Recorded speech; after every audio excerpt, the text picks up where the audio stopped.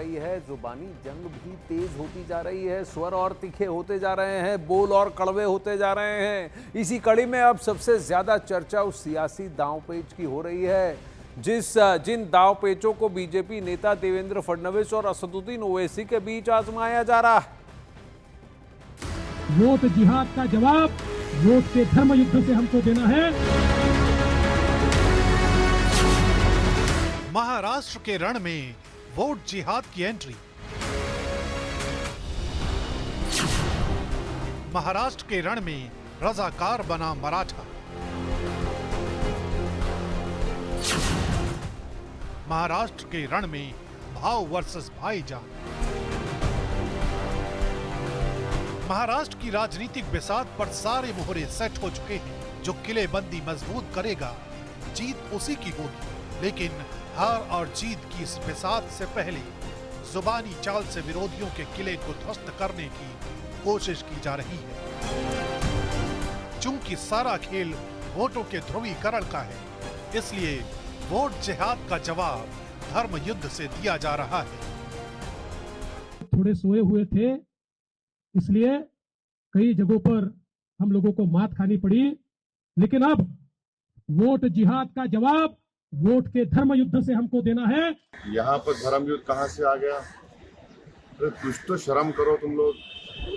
10 साल से सत्ता में हो, पूरी मलाई खा ली है देश की, और तुम धर्म युद्ध की बात कर रहे हो। आप इलेक्शन कमीशन ऑफ इंडिया को इस तरह के वाहियात अनाप शनाप जो स्टेटमेंट आ रहे हैं बीजेपी की तरफ से नोटिस लेना चाहिए। और ये क्लियर कट वायलेशन है मॉडल कोड ऑफ कंडक्ट का, और बोल रहे हैं जिहाद। कहेगा जिहाद? दरअसल वोट जिहाद को लेकर धर्म युद्ध वाली कहानी तब शुरू हुई जब एक मुस्लिम संगठन की तरफ से महाविकास अघाड़ी के सामने समर्थन के एवज में 10 मांगे रखी गई। इन मांगों में 10% मुस्लिम रिजर्वेशन, वक्फ को फंडिंग और 1992 के दंगों के आरोपित मुस्लिमों को राहत देने की मांग की गई थी।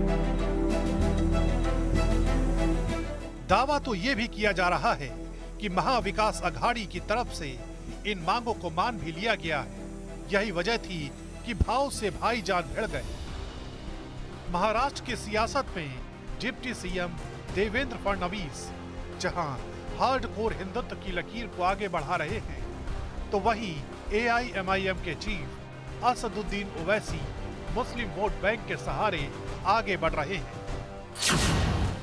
आंकड़े बताते हैं कि महाराष्ट्र में 38 विधानसभा सीटें ऐसी हैं जहां मुस्लिमों की आबादी 20% है, जबकि 9 विधानसभा सीटें ऐसी हैं जहां मुस्लिमों की आबादी 40% है। यही वजह है कि ओवैसी सीधे सीधे अपने कोर वोटरों को लुभाने में जुटे हैं, जबकि बीजेपी ओवैसी के इसी एजेंडे को धराशायी करने में जुटी है। सुनिए देवेंद्र फडणवीस का औरंगजेब पर दिया गया ये बयान। सुन ले ओवैसी, कुत्ता भी ना पेशाब करेगा औरंगजेब की पहचान पर। अब तो तिरंगा लहराएंगे पूरे पाकिस्तान पर। बीजेपी का देवेंद्र फडणवीस बोलता है मेरा नाम लेके औरंगाबाद में। सुन ले ओवैसी, क्या कहता है फडणवीस? जिहाद की बात करता है। और जिहाद होता है, हमको मालूम बताया गया लव जिहाद होता है, फिर बोला गया लैंड जिहाद होगा, फिर बोला गया जॉब जिहाद होगा, अब कह रहे हैं और जिहाद होगा। अरे देवेंद्र, तू अयोध्या की सीट तेरी पार्टी हार गई, कौन सा तेरा जिहाद था वहां पे? बोल, कैसा हार गए तुम लोग वहां पे? कौन हराया तुमको वहां पे? तुम लोग यहां पर हार गए, मुंबई में कई सीट तुम हार गए। वो क्या था बोलो? मोदी की मेजॉरिटी कम हो गई। बनारस में वो क्या था बोलो? मगर मकसद क्या है बीजेपी का? इनको डराओ। 75 साल पहले भी ऐसा डराया जाता था, अब वही चीज को इस्तेमाल कर रहे हैं। इनको डराओ। सुन लो देवेंद्र फडणवीस, तुम्हारे मोदी अमित शाह के ये जुमलों से हम डरने वाले नहीं हैं। फिलहाल तो महाराष्ट्र की सियासत का जो हाल है उसे देखकर यही लग रहा है कि ओवैसी बनाम फडणवीस के बीच ये सियासी जंग अभी और लंबी चलने वाली है।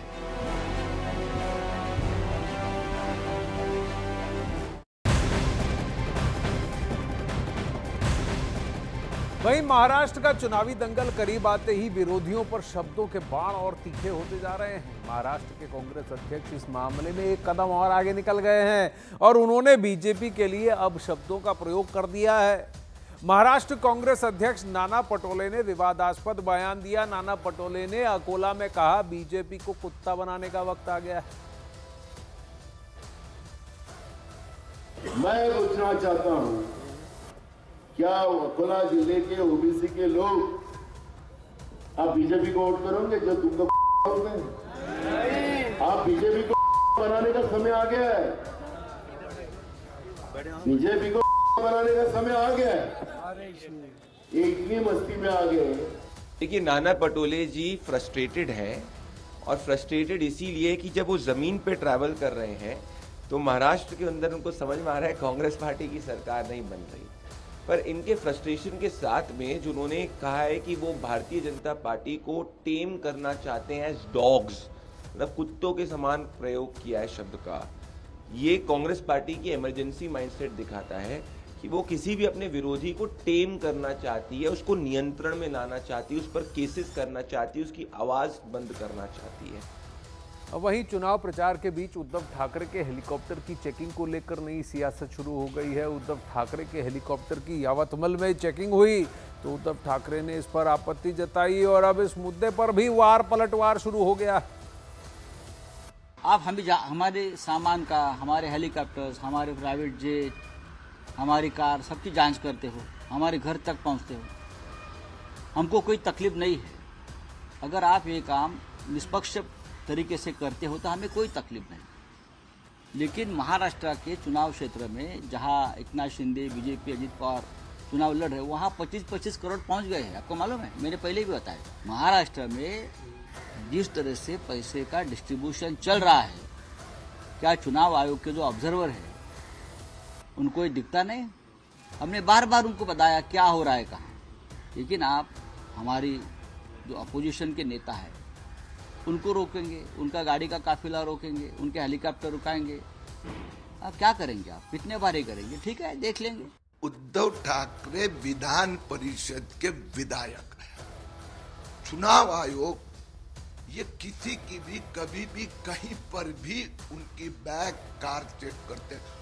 उप मुख्यमंत्री देवेंद्र फडणवीस जी की 5 नवंबर को कोल्हापुर में उनका हेलीकॉप्टर, उनकी बैग, सब सामान चेक किया।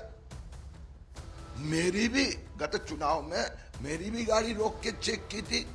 तो ये उद्धव ठाकरे अपने आप को क्या शहंशाह आलम समझते हैं? या भी डर है, भीती है। कोविड की कमाई, जो रेमडेसिविर खिचड़ी का पैसा यहां से वहां पहुंचा रहे हैं, वो पकड़ा जाएगा, उसका डर है।